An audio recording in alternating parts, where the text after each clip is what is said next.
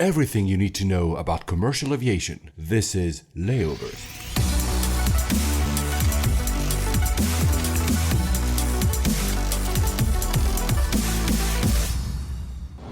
Hello ladies and gentlemen, welcome aboard from the flight deck. This is Paul Papadimitriou. Hello everybody, this is Alex Hunter. We'll be your pilots for this show about the news, the startups and the technologies defining the modern air travel experience. Our flight time today, 1 hour and 8 minutes. And we should arrive on time. Coming up on this flight, want to look like a fool in airports? Play Pokemon Go or ride a motorized carry-on. Asia on top, the US way behind is Skytrax's World's Best Airline and World's Best Airports Awards. Tell no surprise. It's finally over for the US 4 against the ME3. Alex eats like a king and sleeps like a baby in his premium journey to Shanghai with Cathay Pacific and Cathay Dragon. I tested the sole European short-haul live-fly seat in the ex-BMI A321. And I fly a brand new 777-300ER for 20 minutes. Drones will offer faster turnarounds for Airbus aircrafts and last-mile deliveries for Amazon UK. As we reach our cruising altitude, I'm going to turn off the fasten seatbelt sign for you. Now, ladies and gentlemen, sit back, relax, and let's turn on those noise-cancelling headphones. Flight 44 to Shanghai. Shanghai, I feel like I'm qualified to talk about this. I was just there. Yeah, you were just there. We closed the last episode. You were telling us about your travels.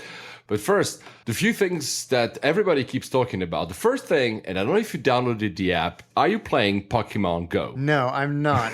And I'm not judging anybody that does. I'm worried that it's so good and so compelling that as soon as I do, Yeah. Same thing here. Exactly the same thing. I'm resisting the download. The funny thing is, you must have seen, guys, and you, Alex, the news about people flocking in streets and rushing to catch these and like nearly falling off piers. There's been even like Shinagawa Station. It's a station in Tokyo. They actually have on the PA system, they're telling people, watch out when you're walking because people apparently are bumping into each other. I saw that by our friend Joseph Tame posted it on Twitter that they have these audio warnings. It's just hilarious. The funny bit is for airlines is that Alaska, the airline you love because it just bought Virgin America, is actually warning its passengers to not use Pokemon Go at airports because apparently what has happened is that not only people use stupid things and walk into walls and stuff, but apparently people would go as far as reaching into not authorized areas to catch a Pokemon Go. Jeez, yeah, there is that kind of.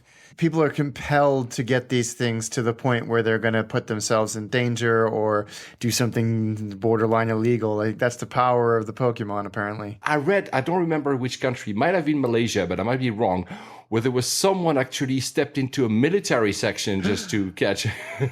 Anyway. That's a great way to get shot. And apparently, a friend of mine told me that you can, if you do have Wi-Fi on air, there are sometimes Pokemons whilst you're flying. So, I bet guys, there are. At least I will keep some people very busy and not chatty if they're just looking at their screens for the whole flight. Another thing that I think pretty much our entire audience of layovers has been sending me in the past 3 weeks, it's that new, it's not even a smart carry-on. It's a city carry-on that is motorized. So you can actually go on your carry-on and it becomes like a vehicle and you can drive through airports. I totally see you doing that, Alex. Yeah, I think everybody that knows me could picture me doing it. No. Come on. So this has been interesting, actually, because everybody that listens to this knows my stance on smart luggage. First of all, these things are stupid, but more importantly, it's prompted some really interesting debate. I think somebody in the Runway Girl Network, who does a phenomenal job of really keeping at the cutting edge of our industry, was like, there's real problems with these batteries because these are not the small batteries that other company did such a good job of replying to me about. To drive a motor that will carry a human being, they're not small, and they're the same types of batteries that are used in those hoverboard things that all the airlines have banned. So, it's a great way to tell everybody how much of a douchebag you are. But setting that bit aside, and each to their own, I'm still not 100% sure.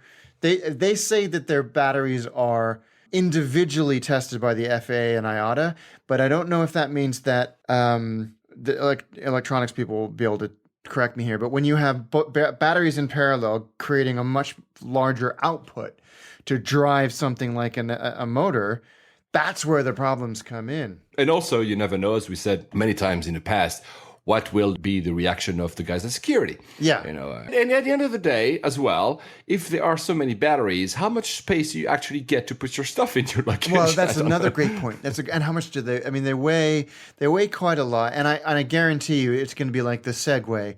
And one airport is going to go, these are dangerous, you can't have them. And then all of the other airports are going to follow suit. Good luck to them because it's an Indiegogo campaign. We're going to follow up. And guys, if you're listening, if you're one of the founders of this company, allay our fears. Yeah, please come on the show and tell us we're both douche for not accepting the future, maybe. Another funny news story that our friend Elizabeth, she's a listener of the show, she's based in DC. She sent me that there's been an engagement session, so a photo session. Some people, when they get engaged, they do a photo session of the engagement ceremony. And they did that inside the airport at Reagan Nationals. That's pretty cool. I've never seen that, actually. Stunning pictures. Pictures. I mean, it's wonderful, and congratulations to these guys. But the photography focuses just as much on the architecture of Reagan as it does of the happy couple. And some of the pictures are just breathtaking. Let's be fair. The architecture is breathtaking, but the photography is as well. It's lovely. It's a nice story. Yeah, one of the dreams, if two people are AV geeks and are in love, I mean, this is the perfect setting. Yeah, so, I proposed to my wife at Terminal 4 in Heathrow. 4? Terminal 4. Yeah, she's about to get on an airplane, and I asked her to marry me. And we have, for Christmas one year, I got her the sign from the front of the London Underground train that said London Terminal 4. When they went from analog to digital, they sold them, and I got that one, and I had it framed and everything like that. So, yeah, awesome. I can relate to this story. Congratulations to these guys, and to the photographer as well. The other story that a lot of people have been talking about is that Lufthansa is now selling seats on Airbnb. So that was fun because a lot of people say, oh, Lufthansa is selling rooms on Airbnb. So first of all, no. What they do is clever marketing campaign, you can say, when they are putting some inventory of premium economy seats, because that's their new product, on Airbnb, and you can basically buy a seat. They say it's a room, but of course it's all quirky marketing talk on Airbnb. Why not? That's a great idea. Yeah. It's a great idea to partner with a brand like Airbnb, got such a great reach of travelers. But the funny thing is, when you sent me this, my reaction was, really neat story, and there's a picture they use in the article is of a Lufthansa 748. And I just replied back to you and said, good God, that's a beautiful airplane. It really is. Because that extended upper deck just gives it even more kind of nobility and it's just such a beautiful airplane. And obviously Alex has been booking all the Airbnb seats since then. I still haven't been on a 748.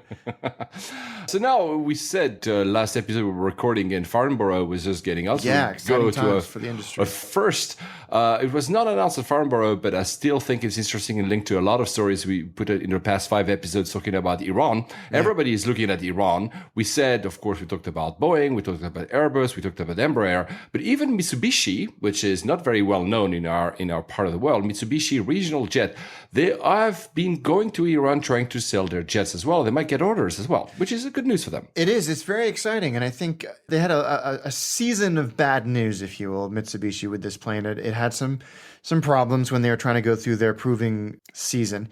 And this is good news that the Iran Air is looking at maybe purchasing 80 of these planes for their regional operations. Of course, Embraer and Bombardier are also trying to get in on this deal as well. But it really feels like Iran is kind of doing the United Nations of airplanes and just going around the world saying, okay, what do you got? Yeah, but it's one of the last country which is basically untouched by the airline industry. I mean, all these guys are vying for a piece of the market. I mean, maybe the next one will be North Korea one day. Well, yeah, I mean, it's that. I mean, I guess for the manufacturers, it's that beautiful position of completely untapped market, but with deep pockets. And also, if you look at the success of the other Middle Eastern carriers, they have a very similar geographical situation. Maybe one day Iran Air could actually go and say, oh, we're going to do also a hub and spoke strategy as the other guys have been doing. And then it becomes a huge airline. We'll see.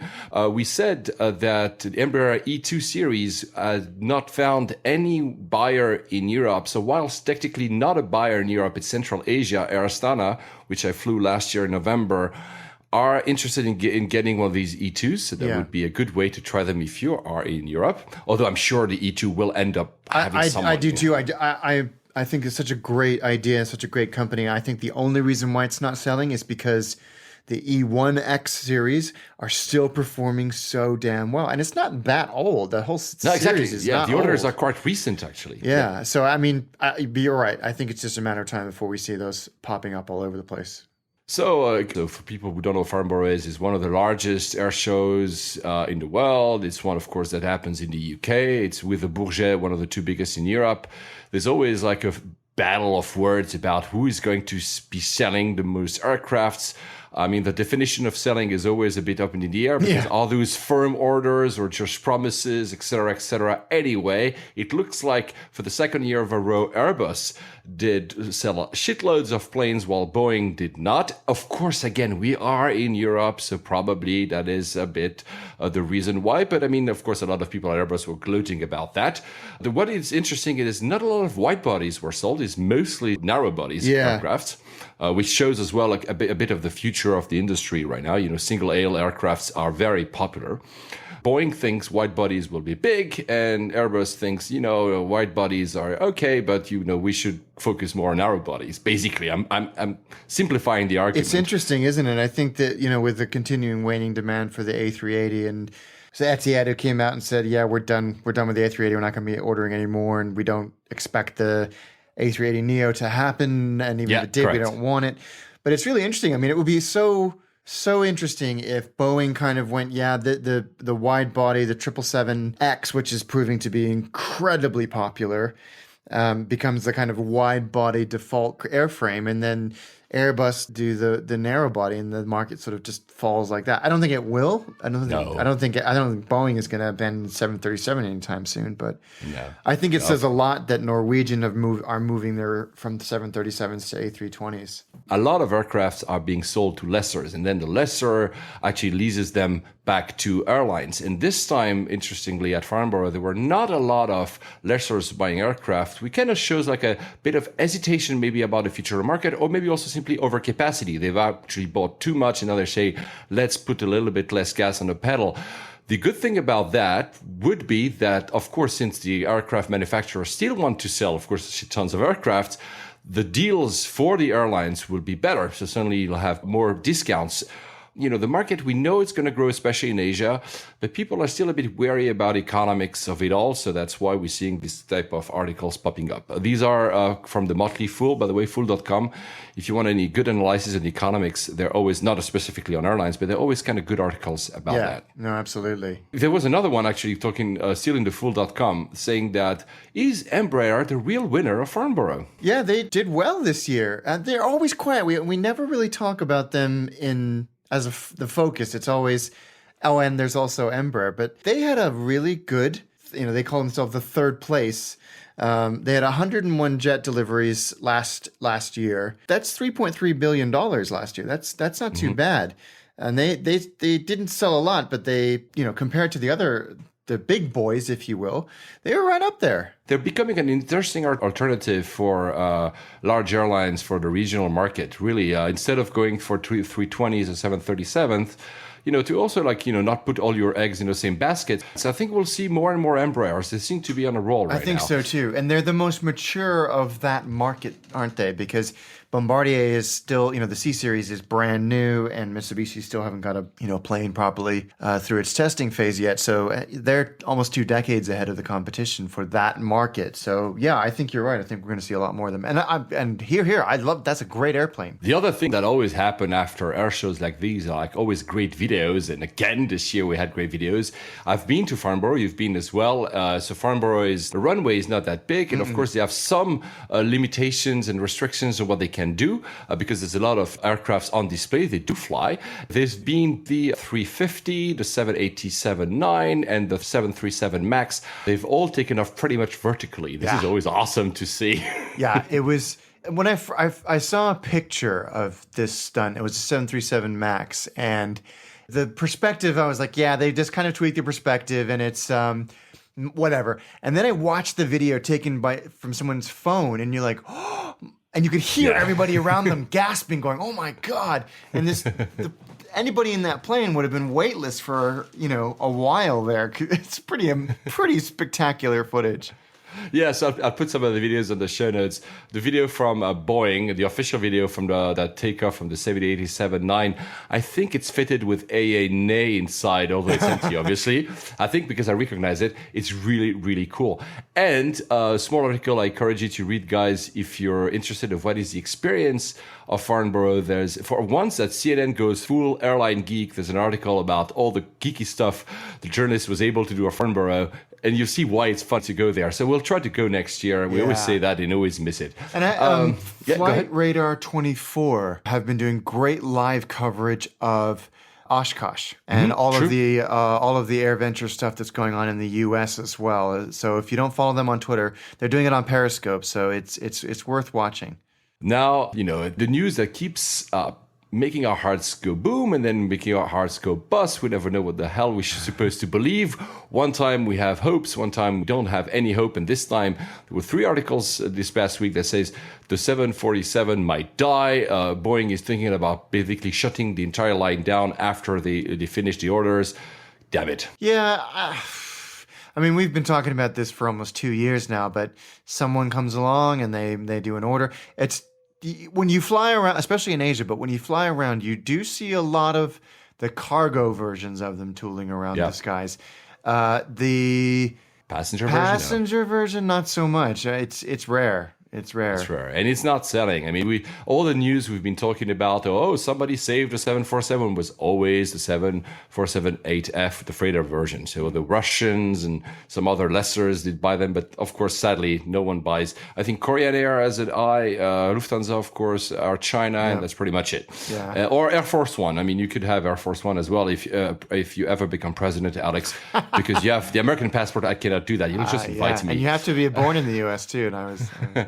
and also Boeing announced its results, and they have been doing, they have a cost of $2.1 billion, which is off for the 787. The 787, especially at the beginning, had a lot of problems, so they had a lot of cost there. But they also had a big cost of refuel Army tanker that they were never able to finish. Yeah. And the 747 program is also weighing down on their bottom line, which is probably one of the reasons they're thinking, should we not just cut it down?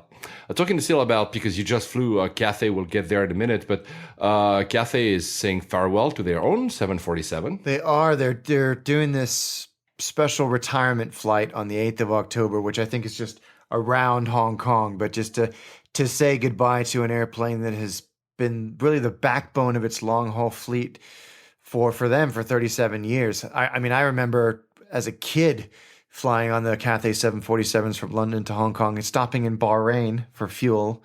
Mm-hmm. I appreciate that Cathay are giving it the retirement and send-off that it deserves. A lot of them have done that. Philippines Airlines has done it. Air France has done it. A lot of the airlines are doing that. I think really it shows how important this airplane is. So you've been traveling a bit, like you said. So we'll go to Cathay in a bit. First, you flew with KLM to Amsterdam, right? Yeah, I did BA to Amsterdam, KLM back. How was that? Great, fine. I mean, Schiphol, that's a great airport. I mean, to have basically the equivalent of Charing Cross or Waterloo Station underneath the airport, so you can get anywhere not even Amsterdam, not even the Netherlands, but most of the region, just jumping on a train is so good. And they've got now on top of this very, very generous public viewing deck. You don't have to be the rooftop. Yeah, you don't have to be a ticket holder. It's landside.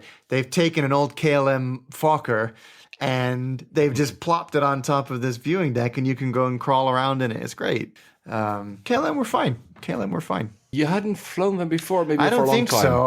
I couldn't tell you last time I flew KLM, but it was a 737-900 on the 40-minute flight from Amsterdam to Heathrow, and it was great. But I'll tell you, it was the first time, because we were connecting directly to our flight to Hong Kong. It was the first time where I've done the inter-terminal airside transfer at Heathrow. So we landed at Terminal 4, and our flight was out of Terminal 3. And Terminal 4, especially airside, is going through quite a big renovation. Correct. So you get off the plane, you go through security again, and then they put you on a bus which stays airside and then dumps you out in Terminal 3. And if you guys know Terminal 3 well, it's basically you come out of this door opposite the big duty-free concourse.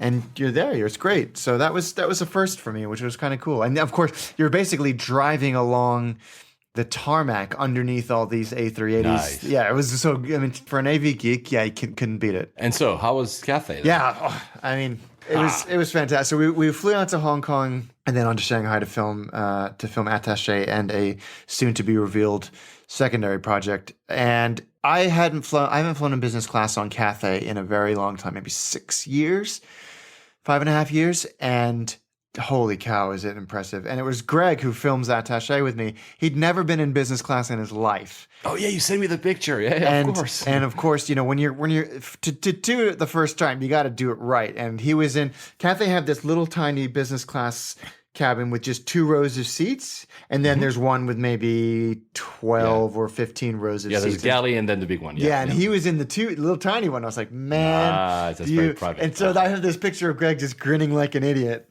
and justifiably so. The product is very, very good. The seat is fine. It's a reverse herringbone, or no, it's not really. It's kind of it's hard to describe, but it's a very, very comfortable seat. Loads of storage space.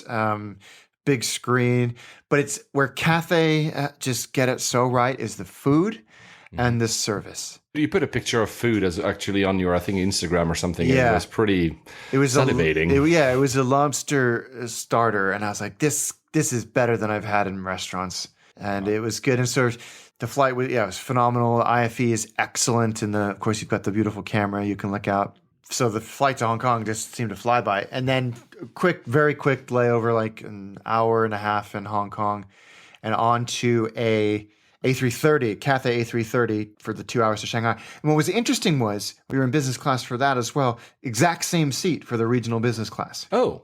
Yeah. You mean lie flat? Yeah, completely lie flat, like exactly the same seat. I mean, to my untrained eye, having not flown it enough to be able to compare, but it was pretty much the identical seat. And I started thinking about it, and then if you think the A330, their A330s will go as far as Australia, and that's not a short flight, so it makes sense to have a product like that. But it was, again, even for a 2-hour flight, it was phenomenal. It was so, so good. They really are top drawer. Was it the same on the way back? On the way back, I flew Cathay Dragon. Okay, I want to hear about that because so Cathay Dragon is a subsidiary of Cathay Pacific, right? And it's for me the way I understand it, and you can say it differently, but the way I understand it, I've never flown them, is Cathay Dragon is marketed for the Chinese, and Cathay Pacific is for the rest of the world. I'm exaggerating this point, but pretty much, yeah. It's so Dragonair was what they used to be called, and my flight still had Dragonair livery. But yes, Cathay Dragon is predominantly serves mainland China and is marketed to that audience as well. And then Cathay Pacific flies internationally with a few overlap, like Shanghai is a great example. Uh-huh. And the A330, the plane was 11 months old. Maybe. Very new. And obviously they share lounges and everything like that. It's a shorter haul business class product, still very, very good. Very good. Big old screen. It's not lie flat, but it's one of those shell seats, so you get a... Yeah, you send me a picture. So it's actually it's a very good product because it's not fully lie flat. It's more than premium economy. It would be something, of course, we never have in Europe, although I get there in a moment. So it's really amazing to have that kind of product for such a short flight. Yeah, like I said to you when I got back, that if we had that type of thing for such a short flight in Europe, it would be a game changer. And they really are like you could easily sleep in it. The food was exquisite. The service was as good as Cathay's. They're really kind of merging the experiences together, so it's almost seamless. So impressive. We said in a few episodes ago that Cathay was revisiting and upgrading its branding. Yeah. What is actually almost interesting is that now the red is basically for Cathay Dragon. Right. and the fuchsia, whatever the color is, kind of greenish blue, is for Cathay. So now, but the livery is very similar. You can feel it's almost the same brand, but not exactly the same brand. So it's very clever, actually. It is clever, and I think it works really well to kind of move them towards each other. I'm really glad they didn't ditch the Dragon on the Dragonair altogether. It was such a cool looking logo on the tail. They've moved it to just behind the flight deck. But yeah, I was super impressed. The business cabin is 222. The service, like I keep saying, I can't get over it. I still rave to people. Is the crew? Do they speak English? I know Yes, it's a silly question, but that's the thing. it's made for the international. It's fully made for the international. Absolutely. Okay. And I don't know if they cross pollinate, as it were, across the two carriers. I would doubt it, but I think we had maybe 6 or 7 different nationalities, all spoke exemplary English. And So would you say because for before now this rapprochement between these two airlines, before it was really the low cost versus the traditional. Now it's not really the case anymore. No, I mean it's they're not. still lower cost compared to Cathay, but they're not low cost. No, they're not. right? I think in terms of pricing, there's very little difference now, and I think Cathay is on the higher end. They're sort of more the legacy carrier route. There's a lot of competition on that route, obviously, but I mean, I don't know why you would fly anybody else on that route. They were so good. And then a final leg, I had like 5-hour layover because there's such bad ATC problems out of Shanghai that we could have been hours and hours. We weren't. We were right on time. But I flew Cathay's premium economy back, which was a night flight, and I slept for 7 hours. That's how was the comfortable. seat? Phenomenal. It's easily the best. That's why I think I was so angry at the Singapore Airlines premium economy seat when I did that a few months ago, because it was nothing compared to the Cathay one. Yeah. It was so comfortable. We said many times there's no standard in premium economy. No. You don't really know what you're having. I mean, maybe over time there'll be some kind of standard, but I mean, besides Norwegian, which I don't know if you can call this premium economy, I've never flown premium economy myself, so I have a very hard time to. But I see the differences, and you've been telling me about the differences. It's really hard. Guys, if you are flying premium economy, do your research first about the seat pitch, what exactly kind of service you'll have. Is it worth actually paying a little bit more, or just simply go for a coach? It's hard to say. I mean, it's always a good deal financially, but you're never sure about exactly what you're going to get at the end of the day. Yeah, so. I mean, Cathay Economy is very good, but even the last time I flew on their premium economy product, I was impressed. But to be able to sleep for 7 of an 11.5-hour flight, that's great. Yeah. Is crazy and impressive product. So I loved my Cathay experience. I really did.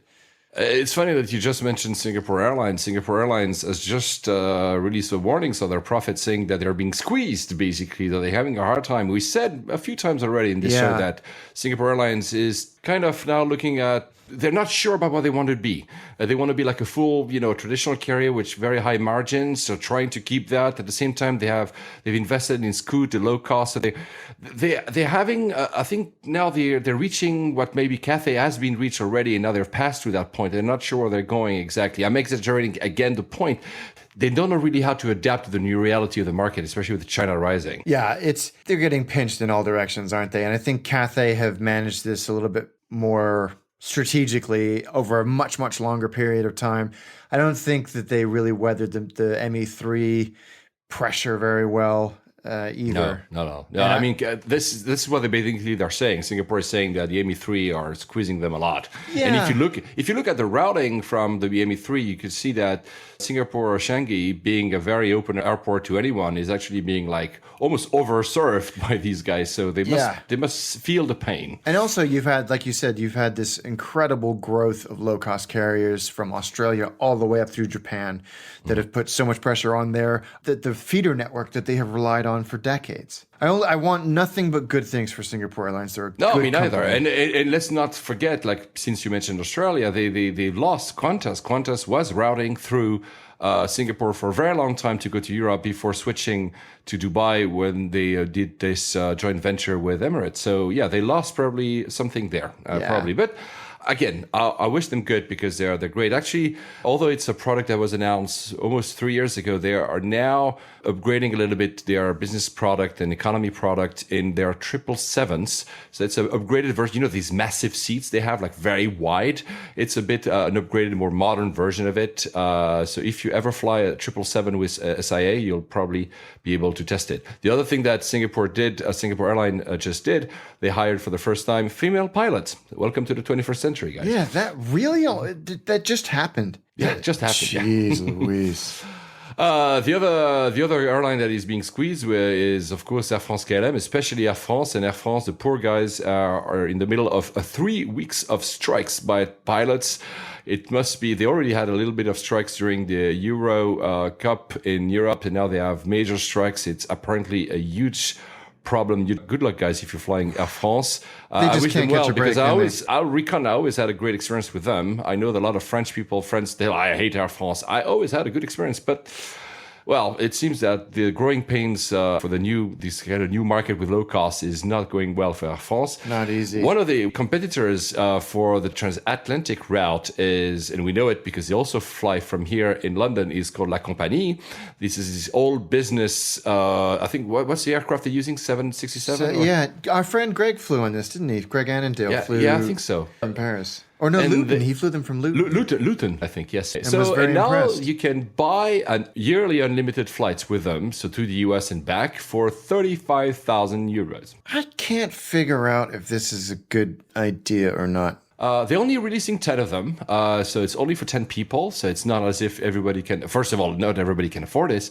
But I guess that if you really are commuting, because always there are commutes to the US and back, to New York and back, basically, it could make sense. I don't know. We'll see if they actually sell them or not, or they even say that they will sell them. But, This sounds to me like a thinly veiled attempt to raise some capital quickly. I don't know. Because if you're getting $350,000 up front and you may make your money on it, then why not? But yeah, you'd have to fly a lot, as you say, for it to be worth it. And an interesting postscript to this article is they say that the financial future of La Compagnie isn't necessarily that stable, so you should probably get some travel insurance in case they do go out of business. You're not out of pocket 35 grand.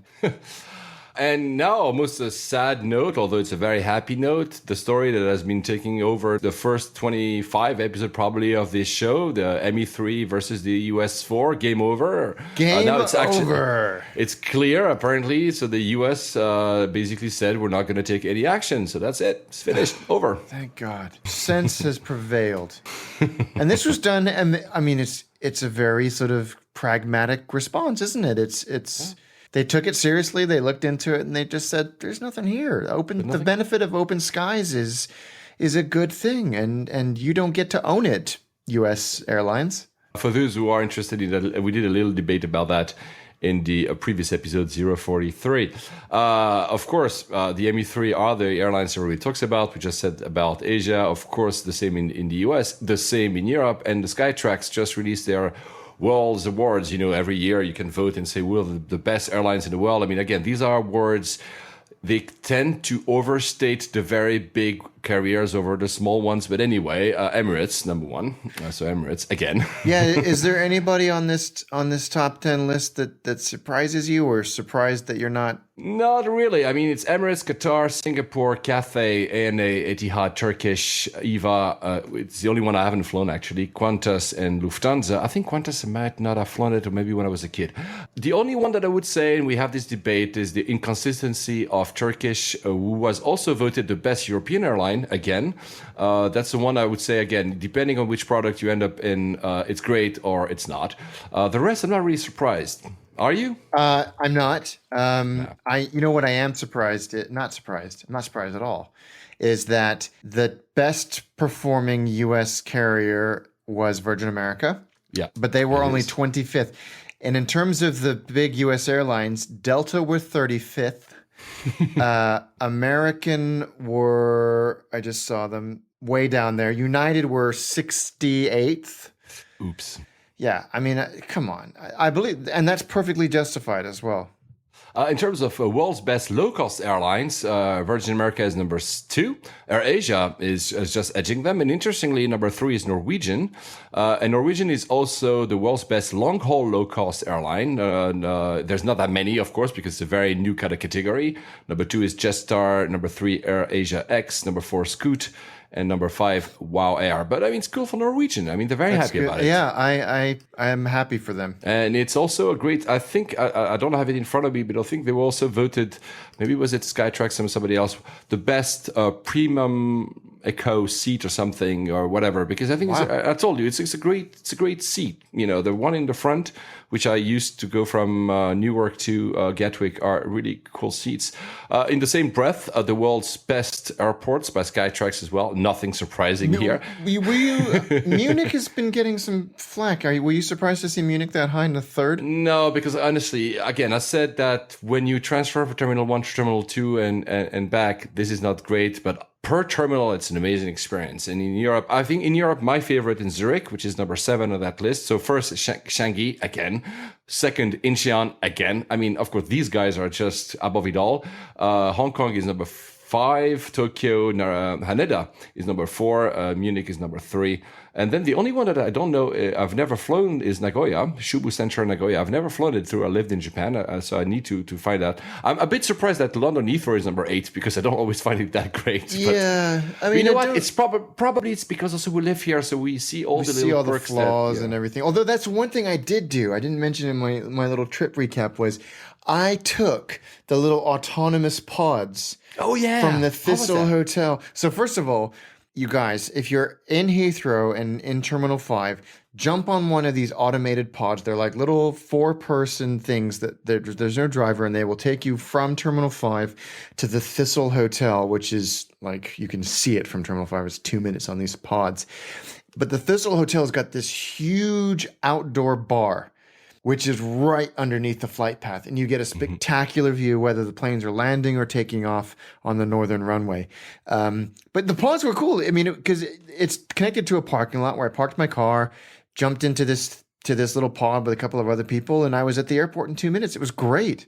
I mean, completely unnecessary, but it's a fun little thing. Kansai, so KIX is number 9. I love that airport. I used to fly out. It's in Osaka in Japan. And number 10, Hamad International, which I just flew. So Doha, we just covered it. And I think it deserves it because it's a great airport as well. American airports, Denver 28, San Francisco 37, Atlanta 43rd. I mean, again, you're seeing a pattern here. The one thing that surprised me is Shanghai Pudong. Mm-hmm. Not even in the top 100. So there might be, again, these lists are passenger choices, so people vote. So they might be, again, this is where I'm saying some are overstated and some are understated compared to their importance, probably. And Shanghai, we'll get to that at the end. I think it's a great airport. It might be slightly overcrowded, maybe, because as you see, for instance, Dubai is not there either. It's not a bad airport, but it's not there, probably because it's overcrowded. Yeah. So Heathrow, we said, is in this list. We said last time when we talked about Brexit that, the third runway might not happen. Of course, now they're coming back to it and say, okay, we will make a decision in October, which is good news. Please do make a decision. Yeah. The one thing that I didn't mention last time, and I was remembered by our dear friend Shin, Shin, you met him in Tokyo, is that Theresa May, the new Prime Minister of the UK, represents Maidenhead. Maidenhead is under the flight path of Heathrow. So I don't know if that's going to play out or not, but will she be in favor of a third runway at Heathrow where she represents people that are affected by it? I think that the Gatwick folks are very happy with our new Prime Minister for that exact reason. I think we're going to get a third run, or another runway is probably a better way of putting it. Sure. And I think this has actually pushed it back towards Gatwick. I still say there needs to be new runways at both. Both, I agree. I think, some of the delays that we've had and experienced is testament to that. So we'll see what happens. Fingers crossed. Boris Johnson didn't become prime minister, so he's planned to do an estuary airport. Yeah, but we'll never actually fly. Oh, 2 puns at the same time. That's podcast history right there. Of course, the Heathrow chief exec says that now that we have Brexit, is absolutely of the utmost importance to create that third runway. Of course, everybody is willing. They have actually, Heathrow has released some more designs about their new plans because, they're going to build, if they have a third runway, a new terminal, which BA badly needs. And really do. They're going to show how, more green it is. So it's not, of course, up to the standards of what you see at the new Shanghai or whatever, but I mean, it's still cool to see what could be at Heathrow. The other thing that will make you happy is that the expansion at Lucy, so London City Airport, was approved, and you will see a bigger city airport. Yes, you must be happy. This is great news. This is one of the first things that the new Mayor of London CityCon put into effect almost immediately, and it's fantastic. And people jumped on me on Twitter when I said I was happy about this. They're saying this airport is great because it's small, and yes, that's true. But that's not what this is about. This is because the terminal is starting to get crowded, especially the airside area. So this is just an expansion of that, and a taxiway so that the planes don't have to turn around on the end of the runway and basically block the runway for incoming airplanes. So it's not about making this airport gargantuan. It's just 18% more capacity by 2030. By the way, Alex, I wanted to ask you, let's go back. It's Gatwick. They already have 2 runways. So couldn't not theoretically build just taxiways and just actually use the second runway that they have, but they currently use as taxiway as a runway? Yeah, I think the only problem is the how close they are together. I mean, San Francisco obviously has the parallel arrivals and departures, but that's problematic. And I think if you ask anyone that has anything to do with San Francisco Airport, they would say if we could do it again, we wouldn't do it like this. I don't think it needs as the same kind of geographic footprint that Heathrow does. But yeah, I wonder if they've thought about that. I'm sure they did. Honestly, I'm sure they have. I love Gatwick, you know that, but I think I want them to have another runway. Still in the UK, we said in the last episode that the FAA had released regulation about drones, and you were gloating about having, I want to have a robot delivering pizza at my place. The good thing is that the UK seems to be going further because Amazon will be testing drone delivery in the UK with UK approval. It doesn't mean that, guys, tomorrow you'll have your stuff being delivered by Amazon drones tomorrow, but it's good news. It shows that the UK is looking at this as well, and so Europe will have its own future delivery systems. I kept wondering how this was going to work. And they have a video fronted by the former guys from Top Gear, Jeremy Clarkson and crew. Yeah. Because I was like, so what does it do? Does it like land and then the little extension comes out and it rings your doorbell? No, it, it's very Simpsons and Futurama-y. But no, what happens is Sarah Connor? Yeah. God, that's terrifying. You get a little notification on your phone saying it's about to arrive. Make sure your garden is clear, and it lands in your garden. But it's like, so what happens if you don't have a garden? Yeah, and I think you also need, I'm not sure, but you also need to have like a mark on your garden. Yeah, you put down this piece of paper with the Amazon A, and it creates a delivery zone like 10 feet by 10 feet. Then again, this system and then it would poops be out your box. Yeah, I think this delivery system would be for regions in the UK, and it could be worldwide, that are not very well covered by last mile delivery already, which is, if you live in London, central London, like I do, I have like 25 billion courier deliveries that can get to here like in 30 minutes. I guess if you live further down, this is where you probably also have more footprint in your house, and you might have a garden. Yeah, true. I don't know. True. Or you could actually do a business with it. You, Alex, have a garden. You can actually start delivering for your neighbors, and you actually ask them to pay for that privilege. That's cool. I like that idea. I think this is great. My brother lived in London for a while, and they were at a point where they were getting their Amazon Prime deliveries within 45 minutes. Actually, it's happening to me. It's pretty incredible. You can have same day delivery, and sometimes it's like 30 minutes. It's just staggering. My brother said that it was deadly because you would go, I'm kind of bored. Maybe I should get that new Xbox game, and then bam, there it is. Or I should get an Xbox. Bam, there it is. I should get a 747. No, it's not. The Airbus is also considering testing actually drones for doing. We already mentioned a similar kind of use of EasyJet. Yeah, to circle to do the visual inspection. Yeah, with a drone. So to actually go fast and turnarounds, that would also, of course, for low cost, but for anyone, it would be actually a better. I'm not sure if pilots will be comfortable with that at the beginning, but probably will get there at some point. I think, yeah. I mean, you read Mark's book, Skyfaring, and he talks about the visual inspection. I think there's something almost sort of meditative about it for pilots. Just sort of, there's a routine that's external before the rest of it becomes internal, which I think there's something quite nice about that. So you're right. Mark, if you're listening, thoughts? Yes, yes. Please come back on the show to let us know. BA, this is really cool. You sent me that piece of news. BA, one of the wasn't a pilots? Did he invent an app or something? Yeah, he made it. I love it. It's so cool.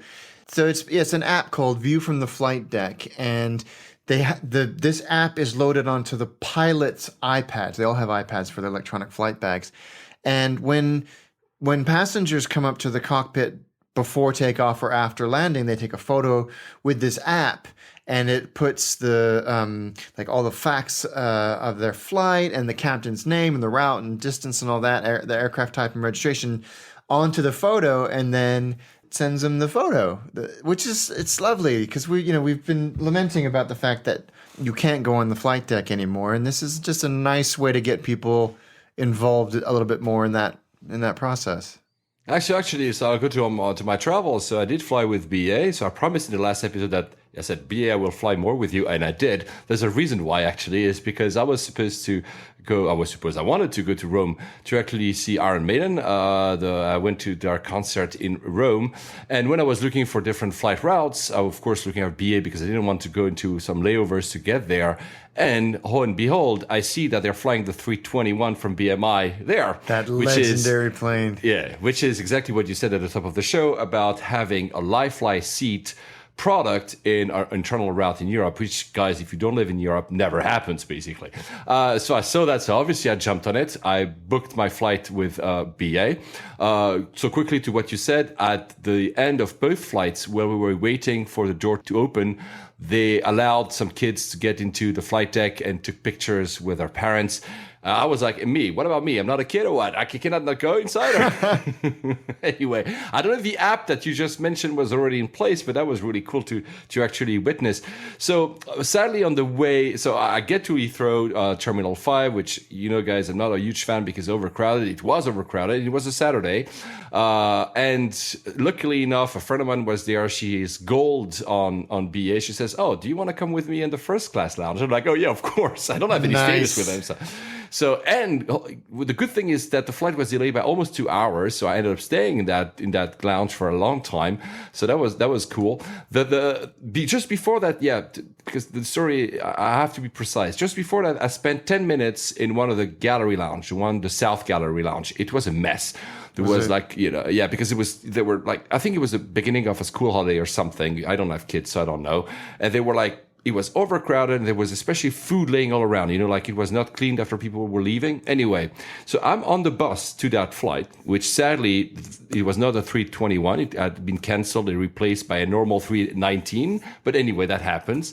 And I'm on the bus, and I'm getting an email from BA. Can you tell us if you were happy about your experience at Terminal 5? So, of course, I'm like, I have 5 minutes. Answer that little survey and say in the comments that, that South Gallery Terminal was really not disgusting. That's not a term I use, but it was not clean and it's not really happy. Disappointing.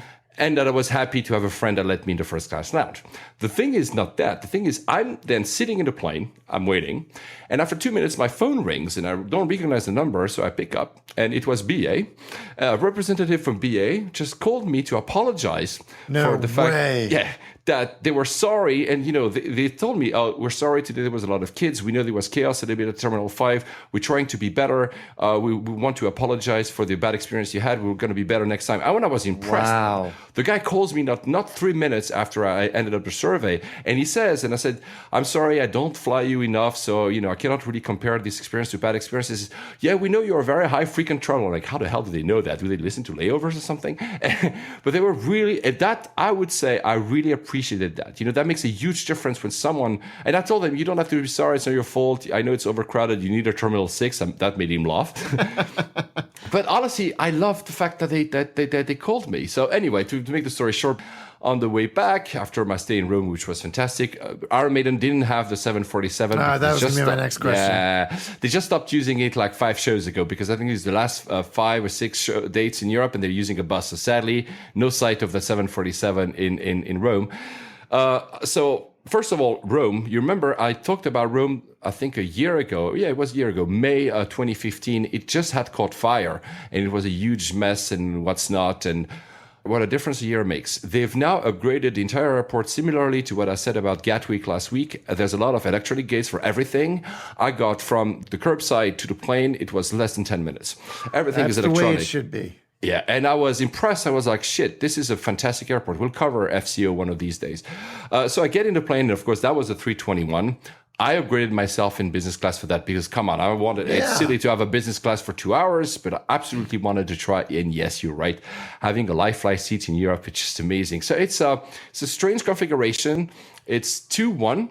1-2, 2-1, 1-2. So I obviously chose a solo seat. So it's almost like a throne because you have massive space on each side. I tried, of course, and I went fully live flight during the flight to see if someone like me, I'm 196 centimeters, 6'5", if I could fit, I could. So it's actually a good product.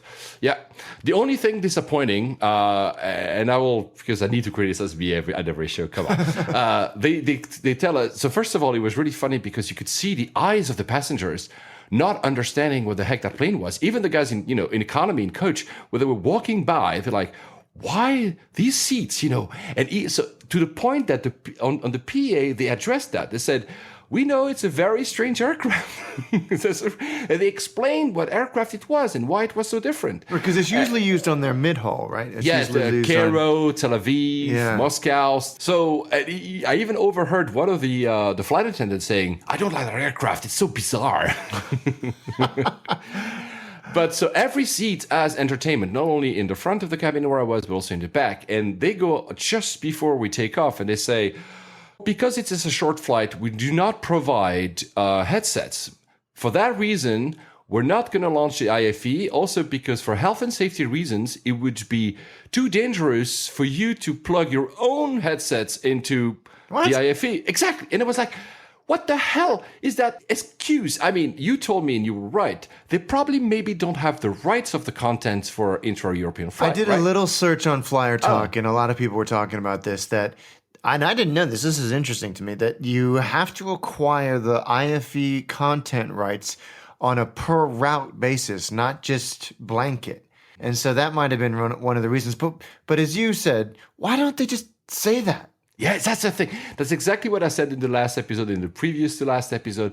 I think, and I told them that, actually. I told them that on Twitter, and they apologized again, so thank you, BA. I said, just be straightforward. Say, we don't have the rights, we're going to put it on, or we don't want to put it on, or say something, but not, because if really it was ever a concern to put our own headsets into any IFE, I would have crushed a lot of planes because I always have my own headsets, by the way, guys. Yeah. So they didn't turn it on. So sadly, I couldn't test the IFE. But was there anything on the screen at all? Just the logo of BA. No even moving map. No map. That was disappointing. Not even a map. I was trying to push all the buttons and nothing would actually happen. But anyway, fantastic flight shows that it's really a huge difference to have a live flight seat. Since I'm on a live flight seat, that quirky flight I did at the beginning of last month, just after the recording of the last show, I went to Geneva and I came back. I was supposed to go first to Zurich as well. So I was looking for flights to get there. It ended up that I didn't need to go to Zurich. That was postponed for next month. The thing is, when I was doing that, I suddenly saw, wow, there's a 777-300ER doing Geneva, Zurich. With their new business class. Exactly. So they're testing. So when they acquire the new aircraft, at first, instead of putting directly to long-haul routes, they do very short-haul routes, Lugano and Zurich and Geneva, the three main cities, in Basel, of course. And then they fly like for Paris or London, and then only they get for long-haul. And, if you were trying to buy the ticket Geneva, Zurich, that you cannot find it. It's only because it was a layover, or if you were, because I've seen that in the plane, or if you were the first flight to connect to Zurich to go somewhere else, that this flight would appear on the booking system. So I was lucky, and I said, you know what? I don't need to go to Zurich, but I'm going to fly it, obviously. So on the way back, instead of going directly from Geneva to London back, I flew Geneva, Zurich, Zurich, London. So how is that? Yeah, I upgraded myself, obviously. How is that? Wow. It's a great business product. I was again in solo seat. There's also this thing when you have, it's a 1-2-1 configuration. They had the IFE, but I didn't have, of course, it's like a 22 minutes flight. So you don't even have to Is it really fly. that short? Yeah, it's really super short. So by the time you are allowed to basically, the seatbelt sign is off, you have the time to receive a little bit. It was a nice sandwich because, come on, I was in business class. So they give us a nice sandwich and a cup of champagne or something. And I was testing all the buttons for all the seats configuration. I went to full lie flat and back. And I tested the IFE by pressing some buttons. But of course, as soon as, you do that, they go, oh, yeah, exactly. We need to kind of land. Honestly, it's a fantastic product. I hope maybe one day I'll be able to fly it for long haul. Interestingly enough, that flight the next day was flying to Montreal. So I really was lucky to find must have been one of the last testing day of that flight on such a short haul. So doing 22 minutes on a 777 in business class, guys, it's amazing. Sadly, I said, can I get to first class? Because there's a first class. It was all staff. They still allowed me, so I was able to have a peek, just to take a look. It looks really fantastic. Does it really? Yeah, because it's private rooms and the design is fantastic. It's a great business class. Is it the best business class? Probably not. Maybe it's hard. We'll have Johnny one day of the designer to discuss about what is the best product, because we all have different opinions. But it's a great product. It was a nice flight. Thank you, Swiss. I really did that. And of course, the chocolate. So these two flights were great. The 2 live fly seats. What I can do, of course, I can talk about it with you and people listening. I can, of course, tweet about it, which I do. Some people do reports on, all these Airliners forums. Yeah, exactly. And now there's a new option. TripAdvisor has just launched Airlines Review. You can review your flight on TripAdvisor. Frankly, take a look at it. It just started. That could be a huge disruptor, because we know that TripAdvisor is used by many, many, many people to leave reviews of hotels, etc., etc.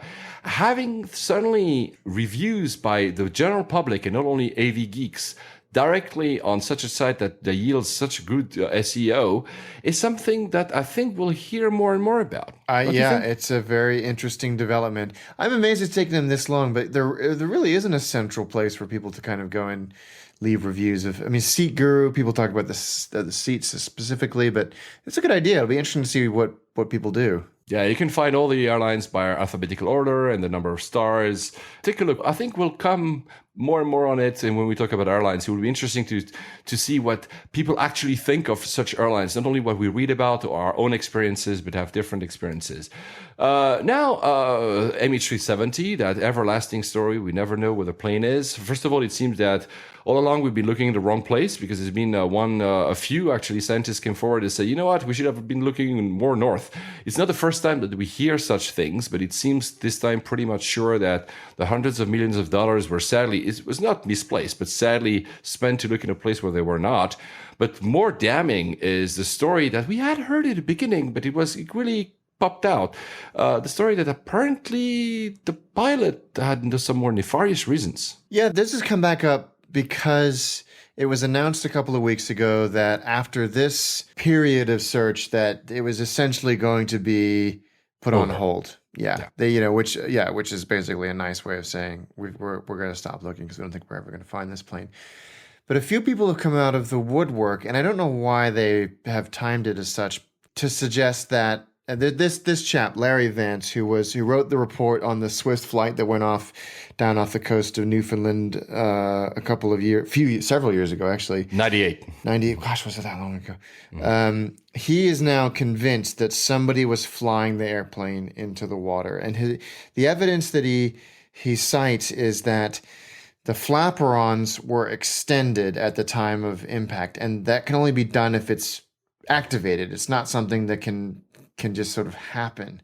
Mm-hmm. And the way that they broke off would indicate that they were deployed, and they didn't sort of shatter into a million. The Swiss Air flight, there was 2 million pieces of debris. That's just not the case so far with this. So he's completely convinced that someone did this on purpose. Yeah, they say that they apparently had found, but this is something that we had at the very beginning of the investigation. We didn't know if it was true or just speculation, but that the pilot had planned the route on its flight simulator at home, the Microsoft Flight Simulator, or whatever. Again, I'm still not sure, why this was not new news. When I sent this to you, I said, we heard that. Surely we've heard this, but I don't understand. It's this news has come back up. Maybe they're digging up new news, or the first time that came around they didn't run it, or whatever. But this new piece of news. Maybe it was simply dismissed as, oh, come on, it's just hearsay, or it's. We don't know. We know that there's been a lot of also meddling with the investigation in Malaysia as well. So it's very hard to know. The thing is, like you say, basically they have a very small part of the planned research still to be done. They're almost closing it. So now what's next?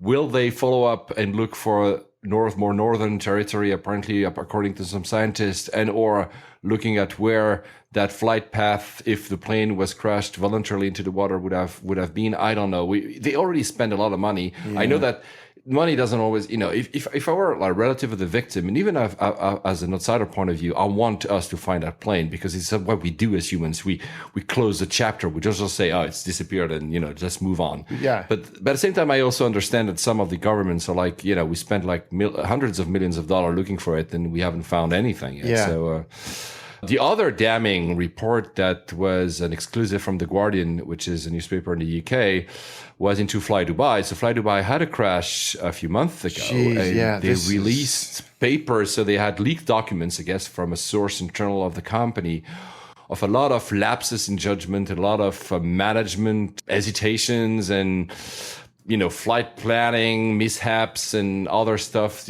Pilots said they were overtired when they were flying. They were forced to fly more. And I mean, I'll let you, of course, talk, Alex. But guys, if you want to take a look, the full leaks are on The Guardian. It's a bit worrying when you read things like that. Yeah, it's pretty disturbing, and like you said, it runs the gamut from procedures being poor to pilots being forced to really fly when they were exhausted, to cargo not being loaded properly, which is very, very dangerous. Let's not delude ourselves into thinking that this is the only airline in the world that this has ever happened. Yeah. I think that is why it's so frightening, is because if this is endemic at a well-funded, pretty well-respected airline, what else is going on? This is maybe something that I'm sure is not only happening, and not only because I already hear people will tell me, that's, of course, this is the Middle East, this is Africa. No, I'm sure that even in Europe, in the US, we'll see that. It's not, don't be like an ass about it. I'm sure that sadly, these type of shortcuts happen way more than we think, also in our countries as well. Yeah. I probably will be flying Fly Dubai next month, and I'm not changing my plans because of that. Do not take it as, I need to avoid that airline at all costs. Like, for instance, now some people are telling me they are avoiding Turkish because of all the events that have happened in the past month. Not only there was also like the coup d'etat. You were traveling yourself, but the airport closed for 24 hours. It was a lot of... I don't think... don't overreact. It stays safe to fly, I believe. Maybe I'm over-optimistic, but I think it's Turkish is still a good company. Fly Dubai is still a good company. Yeah. And to finish on a high note, this time it's the end, but congratulations to Solar Impulse. What a incredible achievement. They on the 25th of July, which just a few days ago, they landed in Abu Dhabi, and they went all the way around the world with not a single drop of fuel. Amazing. It's amazing. What bothers me about this is you hear people going on about, but we're not exactly going to be flying airplanes with no fuel anytime soon. That's not the point. The point is we did it.